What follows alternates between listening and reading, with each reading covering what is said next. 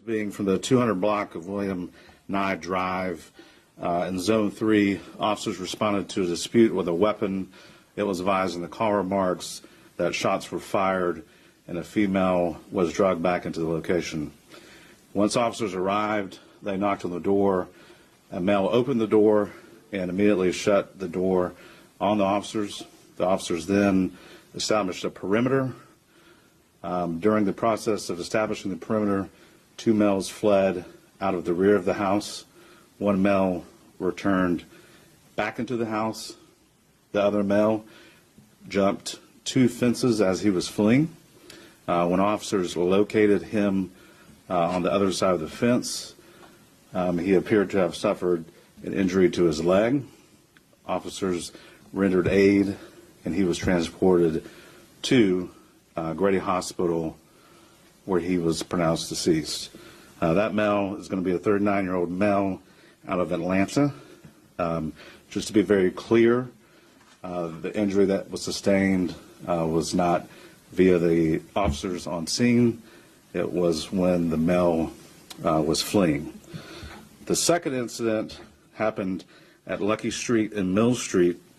This call came up around 6:35 p.m. Where we had a group of individuals standing on a sidewalk. Our victim in this case approached the males. Some words were exchanged, which led to gunfire. The male that was shot is a 42-year-old male out of Charlotte, North Carolina. That male was transported to Grady ICU. These two incidents are not related in any shape or form, and that's what we have for you.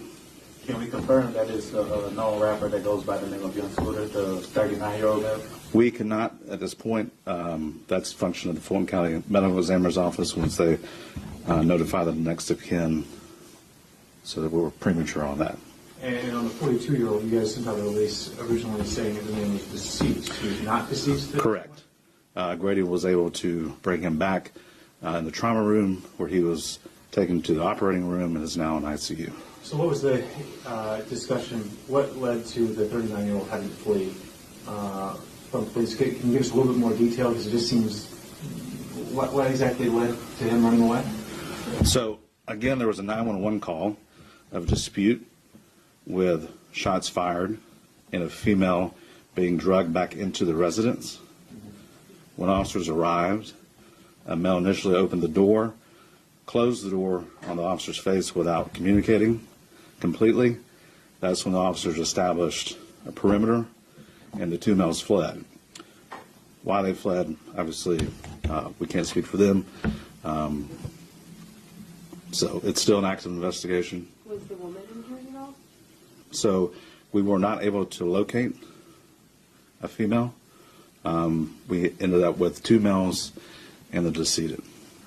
Was you said a dispute, so it started in a car, a moving car? No, outside of the residence. Outside of the residence, and then a woman was drugged back into the... That's what was reported. We have not been able to substantiate any of that, which is also a part of our investigation. And then when he jumped over the fence for one victim, what wound would, I guess, did he shoot himself? No, there was no indication of anyone being shot. This appears that there was, when he fell, some type of fracture injuries to the leg, which caused the bleeding. And to clarify, this wasn't any involvement with the Atlanta police as far as shooting? Correct. There's no, in neither one of these cases were officers involved in shooting at all. Will your agency be investigating everything internally, or do you guys... So we do have, just because of the confusion, we have the GBI that's going to come out to the 39, location. So GBI will come out and they'll independently look into what you got. Correct. Okay. Yeah, just to confirm. But that one started with a 911 call of a dispute. Correct. That's why you guys got there, and then... Dispute, shots fired, woman being drugged back into the residence. And not to add confusion to it, but switching back to Lucky Street and Mill Street, 42-year-old from